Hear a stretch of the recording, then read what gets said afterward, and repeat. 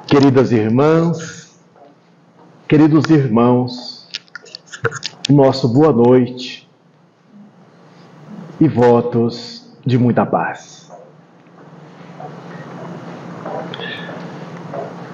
Para a nossa reflexão desta noite, como disse a nossa irmã Kátia, eu convido a todos para que fizéssemos uma viagem no decorrer dos séculos e dos milênios. Para iniciarmos esta viagem, vamos usar como ponto de partida o livro A Caminho da Luz, ditado pelo Espírito Emmanuel, por Francisco Cândido Xavier.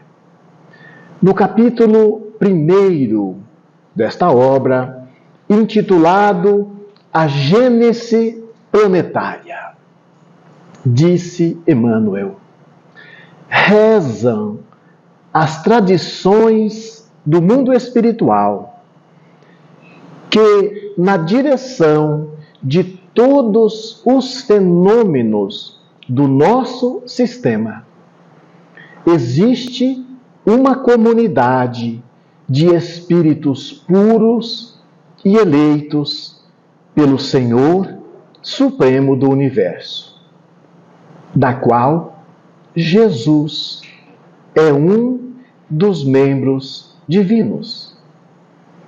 Ao que nos foi dado saber, já se reuniu nas proximidades da Terra apenas por 2 vezes no decorrer dos milênios.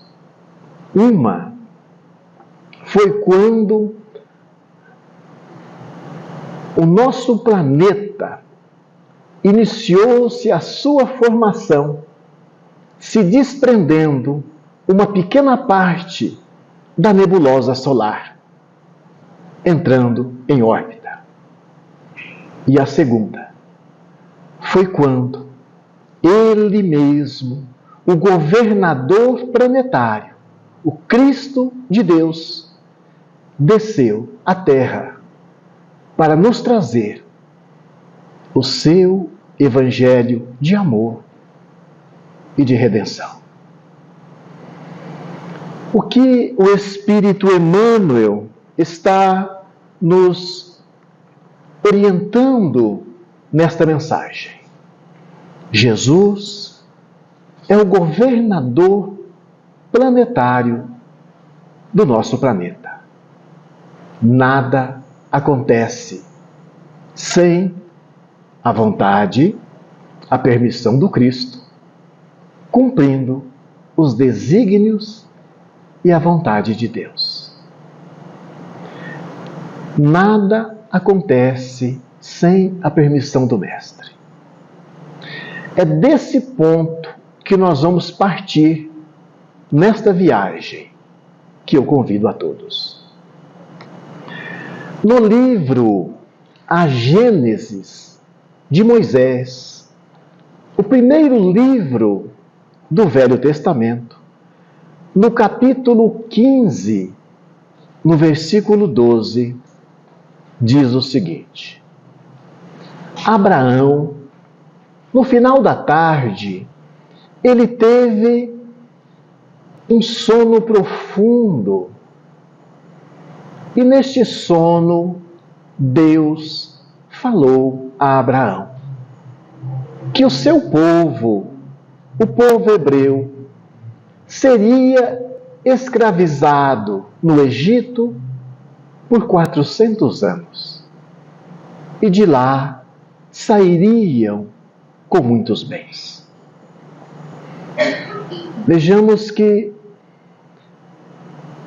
como na fala de Emmanuel, tudo na Terra acontece sob a coordenação do Cristo. Não foi Deus quem falou com Abraão. Nós vamos encontrar no livro O Consolador também ditado pelo Espírito Emmanuel por Francisco Cândido Xavier, que foram os espíritos superiores que orientaram a Abraão.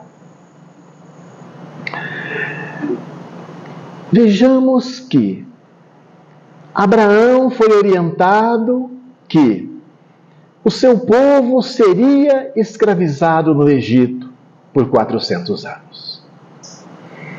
Passa-se os séculos e quando vai terminando este tempo que o povo hebreu teria que passar no Egito, na escravidão, dentro de uma programação no mundo espiritual, reencarna o profeta Moisés, o missionário da primeira revelação. Naquela época, o faraó havia determinado que todos os meninos, todos os nascituros do sexo masculino seriam sacrificados após o nascimento, para que o povo hebreu não aumentasse devido à saúde deles. E as mulheres, unindo-se aos egípcios, as raças estariam misturadas. No entendimento do faraó, não traria problema a eles.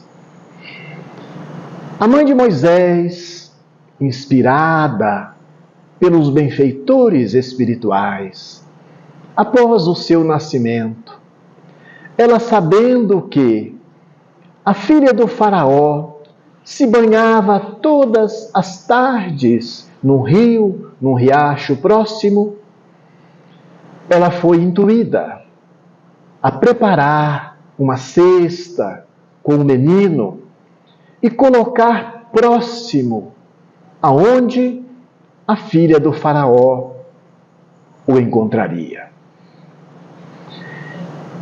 Assim feito, a mãe de Moisés coloca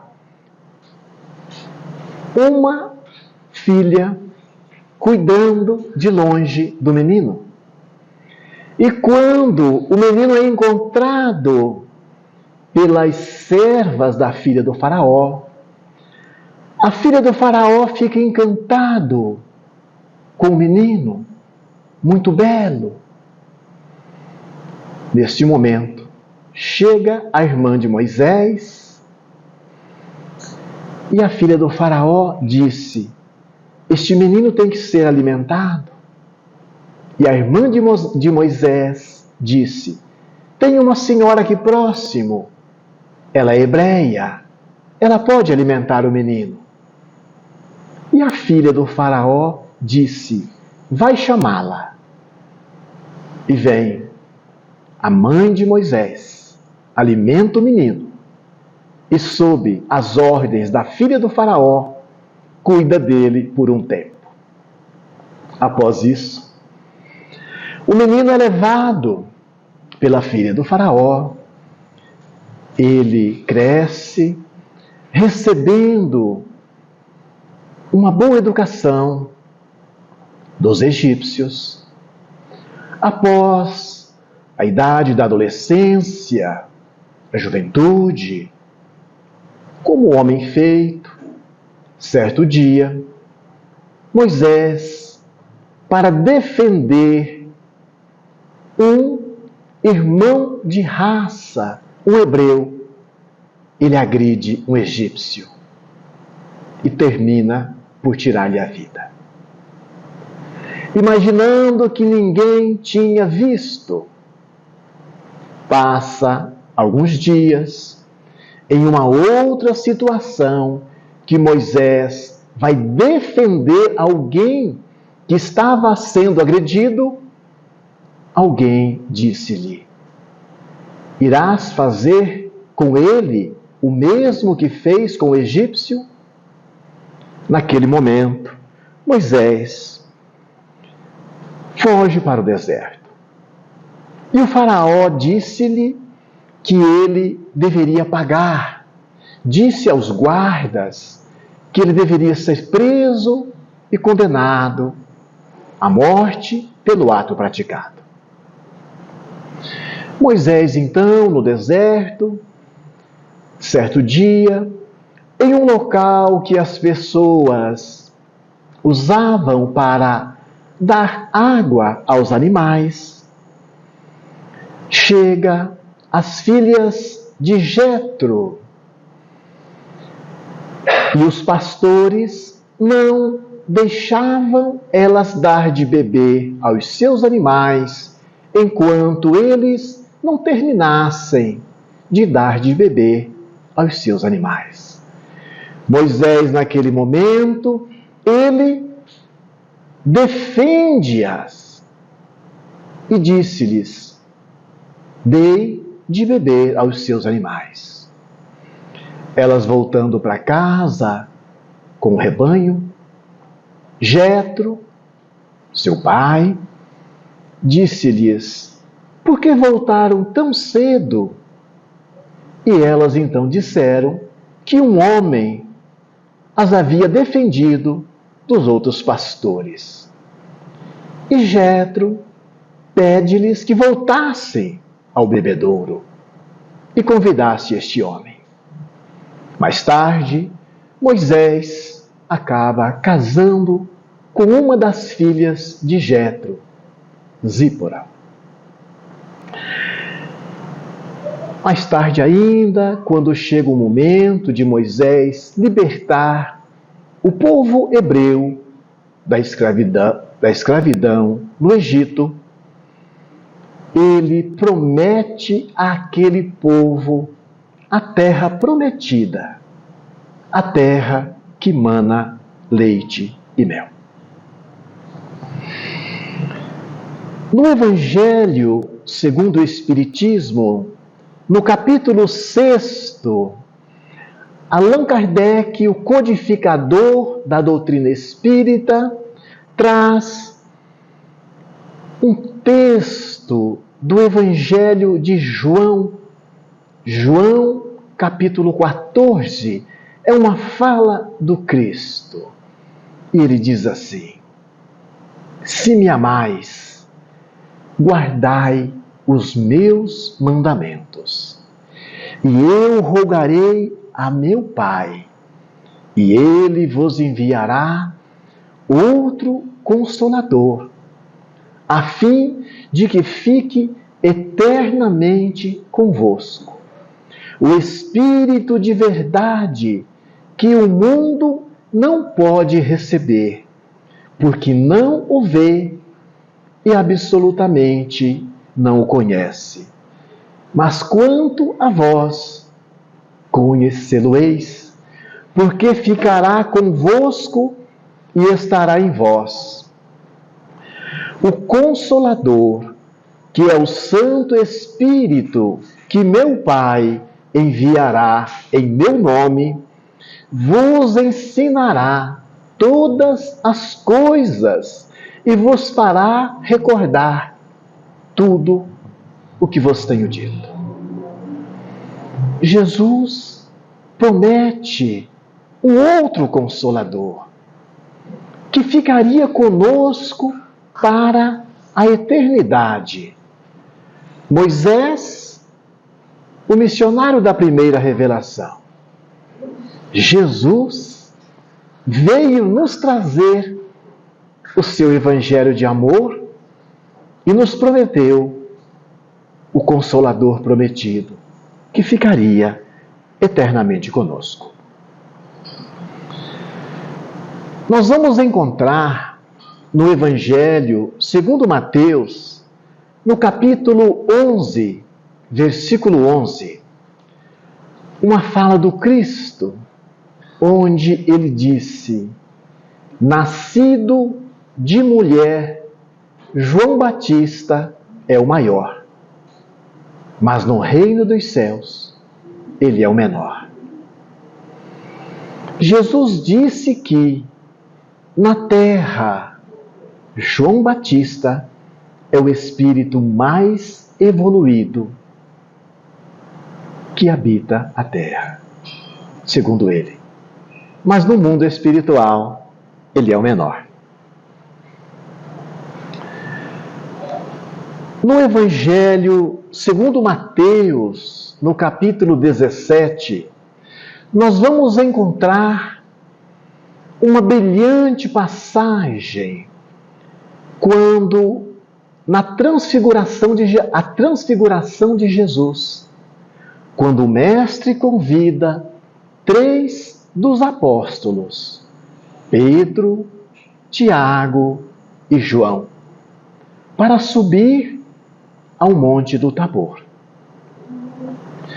Os apóstolos presenciam Jesus conversando, dialogando com Moisés e com Elias, 2 profetas.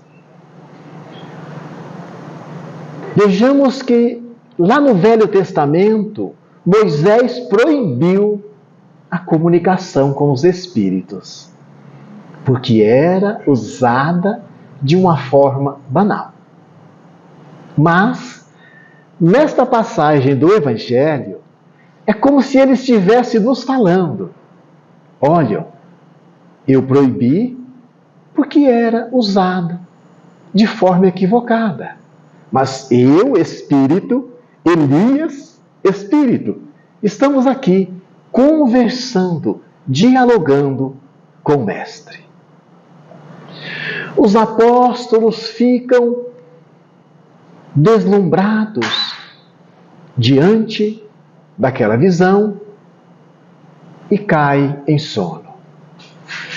Quando chega o momento de descer do Monte do Tabor, Jesus desperta-os e Pedro disse-lhe: Rabi, seria bom que fizéssemos aqui 3 tendas, uma para ti, uma para Moisés e uma para Elias. E Jesus disse-lhe: não é necessário, Simão, que faças aqui 3 tendas. E eles começam a descer o Monte do Tabor. Um dos apóstolos indaga Jesus: Rabi, os escribas e os fariseus dizem que é necessário que volte Elias. Isso é de veras?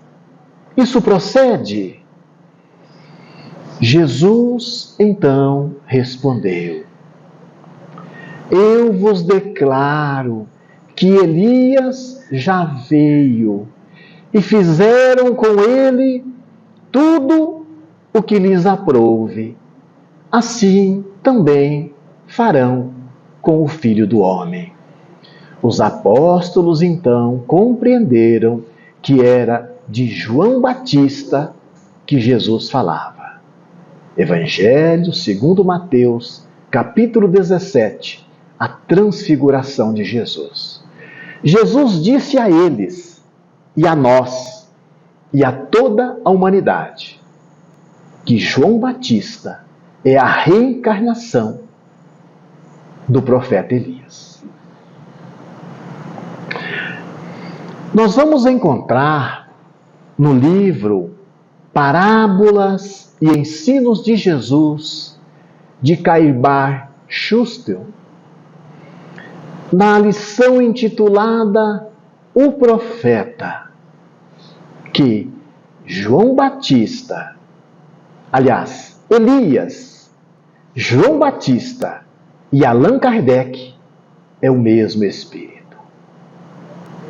Vejamos que, quando Jesus disse que nascido de mulher, João Batista é o maior, Jesus enviou para nos trazer o Consolador prometido por Ele, este Espírito.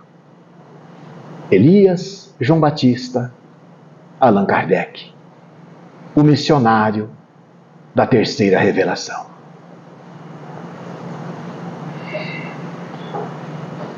Ainda no Evangelho segundo Mateus, no capítulo 5, versículo 5, nas bem-aventuranças, Jesus disse: bem-aventurados os mansos, porque herdarão a terra. Quando Jesus disse herdarão a terra, herdar é ter o direito, é poder permanecer neste orbe terrestre, adquirindo a condição de mansuetude. Na mensagem lida pela nossa irmã Kátia, me chamou a atenção a palavra humildade. Vem ao encontro desse texto, se tornar mansos e humildes de coração, adquirir esta virtude, internalizando-a em nós, para que possamos ser dignos, merecedores dessas promessas de nosso Senhor Jesus Cristo, nos tornando mansos. Nesta viagem que nós estamos fazendo, não teria como mencionar, aliás, não mencionar alguns personagens da Boa Nova, porque eles relatam a nossa vida, os acontecimentos diário, os nossos acertos, os nossos equívocos, as nossas quedas, onde nos levantamos mais fortes que éramos e às vezes aquela queda que tivemos, dali por diante, já conseguimos nos reerguer. Judas, aquele que vendeu o Cristo por 30 moedas. A ideia de Judas não era trair Jesus. Ele queria que o Evangelho fosse divulgado de forma compulsória e que todos nós entendêssemos, compreendêssemos e que dali por diante pudesse viver o Evangelho. Se passaram 2000 anos, aqui estamos nós, aprendendo as primeiras lições. Após 2 existências de luta, de reerguimento, Judas reencarna como Joana d'Arc e dá o seu testemunho. Quando o inquisitor lhe pergunta, porque ela via os espíritos, ele lhe pergunta: como você os vê, vestido ou nus? E ela, com muita astúcia, responde-o: o senhor pensa que Deus não tem com o que vesti-los? E ela é condenada a ser queimada viva na fogueira. E no momento que as primeiras labaredas seguem o seu curso, ela canta hinos de louvor a Deus. Dá o seu testemunho. O apóstolo Pedro era um homem enérgico. Pedro, antes de ser apóstolo, isto se encontra no livro Trigo de Deus, no primeiro capítulo, ditado pelo Espírito Amélia Rodrigues, pela mediunidade de Divaldo Pereira Franco, Pedro ouve dizer que Jesus viria nas proximidades no dia seguinte. E Pedro, então, imagina, é mais um. Eu vou, quero desmascará-lo. E Pedro foi. E ficou à frente da multidão que ouvia Jesus. E Jesus, ensinando a boa nova do reino, em dado momento, uma senhora levanta nas mãos uma criança cega e disse: Rabi, cura a minha filha e eu te seguirei. E Pedro fala consigo mesmo: é agora. Ele vira para trás, pega a criança nos braços, dá um passo à frente e a segura.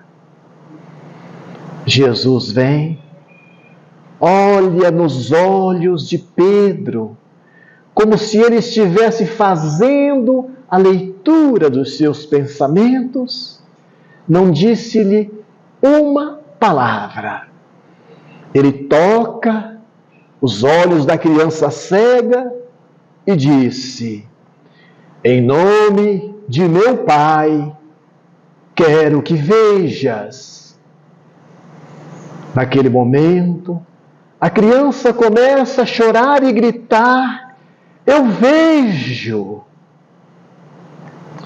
E quando Jesus abaixa o braço, após tocar os olhos da menina, a orla, a manga da sua vestimenta, roça, toca o peito de Simão Pedro. Pedro fica paralisado e segue paralisado.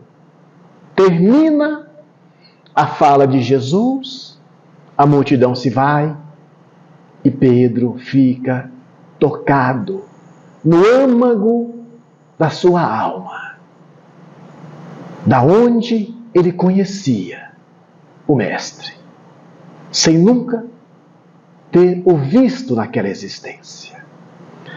No outro dia, Jesus vai na beira da praia e convida Pedro, seu irmão, e um outro que estava ali presente e disse-lhes: vem comigo, sejam de agora em diante pescadores de homens. E eles largam tudo e seguem o Mestre.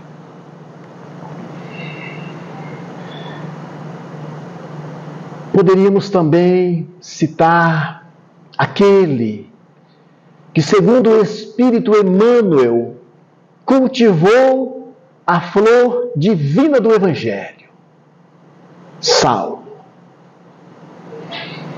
Cumpridor das leis mosaicas, ao pé da risca, pois trazia consigo esta verdade e aprendeu com seu mestre Gamaliel,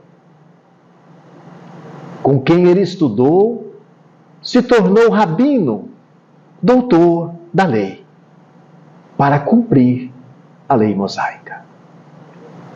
Saulo, perseguidor implacável dos cristãos. No seu primeiro julgamento, condenou Gesiel ao apedrejamento. Gesiel era o nome do irmão de Abigail, a sua amada. O apóstolo Pedro havia lhe pedido que mudasse o seu nome quando ele foi recebido na casa do caminho, enfermo, após ser assaltado, espancado. E um dia, Estevão pregando a boa nova do reino, Saulo, na plateia, entra em diálogo com Estevão e ele sente o seu orgulho ferido, sendo doutor da lei, e Estevão ter sobressaído sobre ele.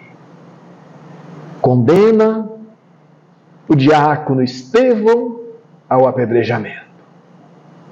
Após isso, quem lê o livro Paulo e Estevão conhece a mensagem.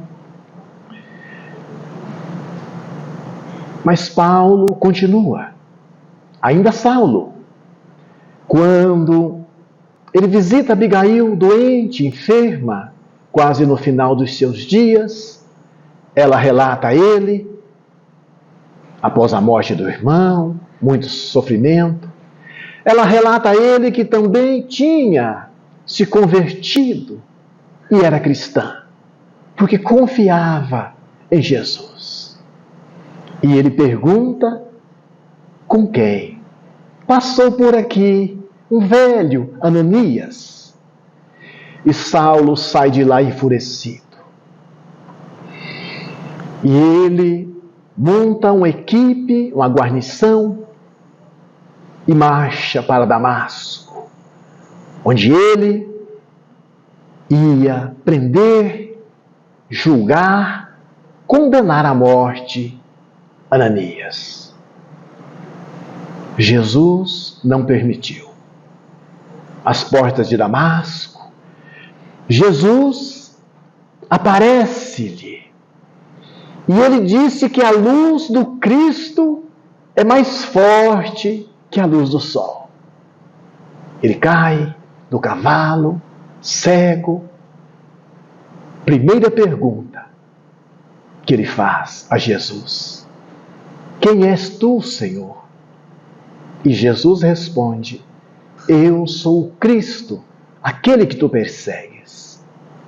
Logo em seguida, ele faz uma outra pergunta: o que queres que eu faça, Senhor?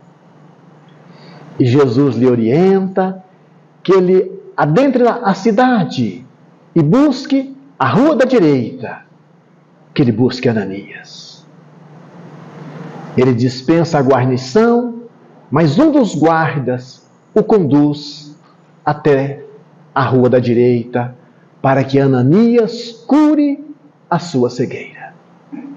Assim feito, ele visita alguns patrícios romanos, procuram os homens do caminho e depois visita Gamaliel, seu mestre.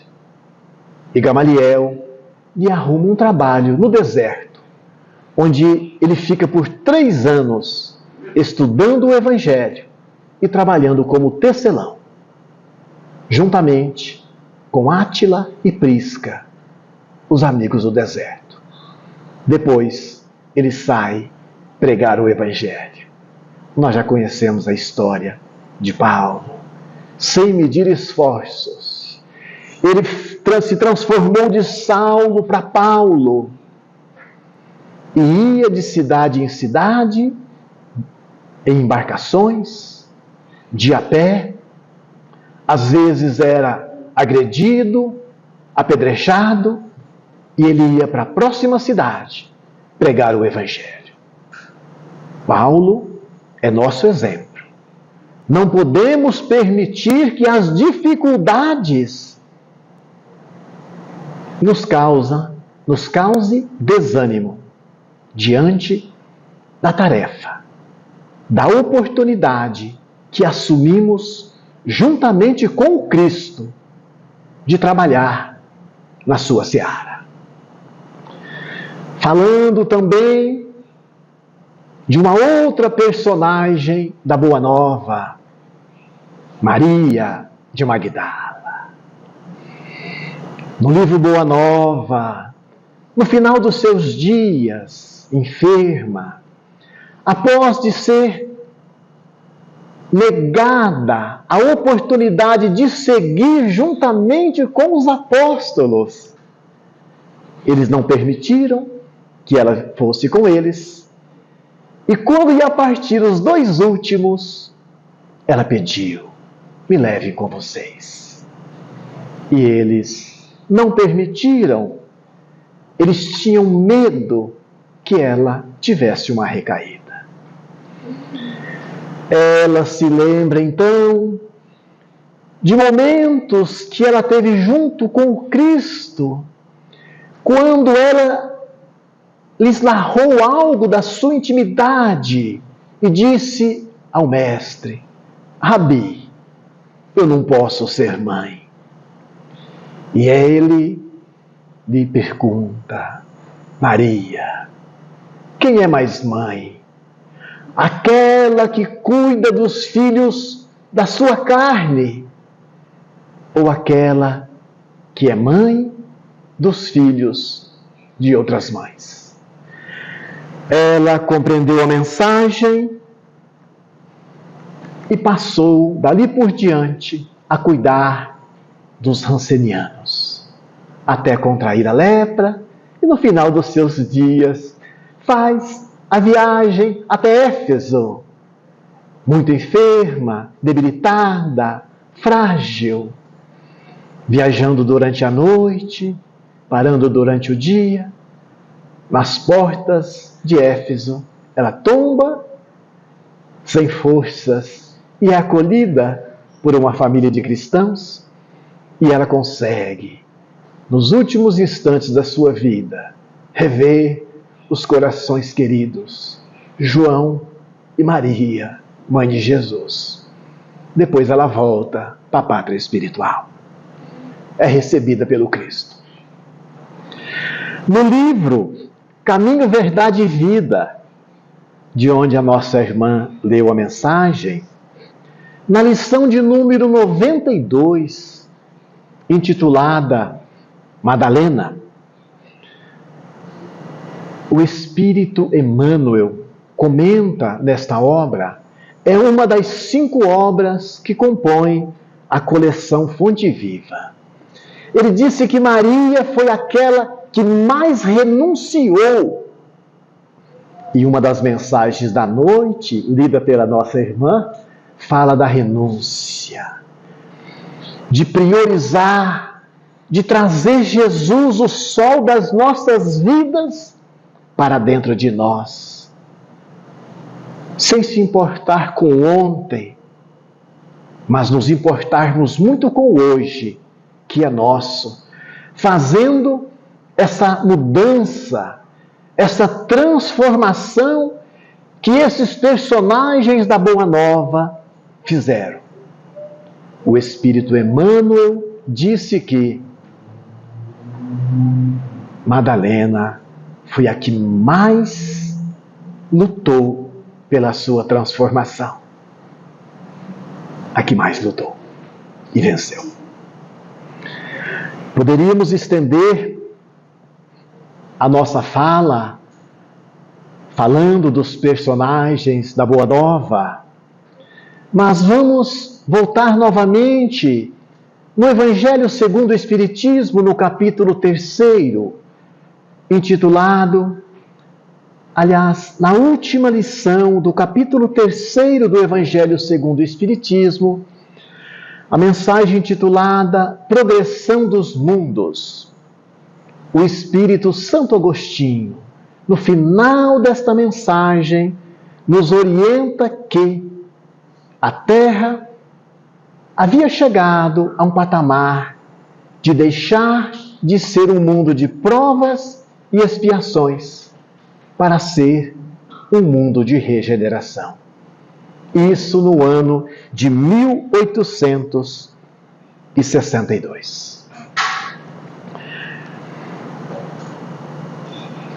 Partindo para o final da nossa fala, terminando esta nossa viagem, no livro Transição Planetária, ditado pelo espírito Manuel Filomeno de Miranda, pela mediunidade de Divaldo Pereira Franco, Manuel Filomeno de Miranda, nesta obra, salvo engano, no capítulo 13 do livro Transição Planetária, Manuel Filomeno de Miranda nos ensina que as profecias vão se cumprir. E ele cita o nome do profeta Isaías, do profeta Enoque, de Nostradamus e outros. As profecias, elas irão se cumprir. Esses irmãos nunca deixaram de vir e ir, encarnando e desencarnando, nos ensinando por amor do Cristo e por amor a Deus. A terra prometida por Moisés, lá, quando ele libertou o povo hebreu da escravidão no Egito, ainda não chegou, segundo o Espírito Manuel Filomeno de Miranda. A terra prometida, que mana leite e mel, é um mundo de regeneração completo. Um mundo de regeneração completo. Vejamos que nós aprendemos com Moisés, olho por olho e dente por dente. E Jesus disse: eu não vim destruir a lei, eu vim dar-lhe cumprimento. Em uma época, nós aprendemos que deveríamos devolver a ofensa da maneira que havíamos recebido. Aprendemos fácil. Mas quando Jesus veio, Ele mesmo em pessoa, nos trazer o seu evangelho de amor e de redenção, e nos ensinou o perdão, nos ensinou a orar por aqueles que nos perseguem e nos caluniam. É este momento que nós estamos atravessando na transição planetária, trabalhar em nós por nos tornar mansos, adquirindo cada um por seu mérito o direito de permanecer no mundo de regeneração que foi anunciado há séculos e há milênios. A terra prometida ainda não chegou. É um mundo de regeneração completo. Que sejamos todos nós bem-vindos ao mundo de regeneração. Gratidão.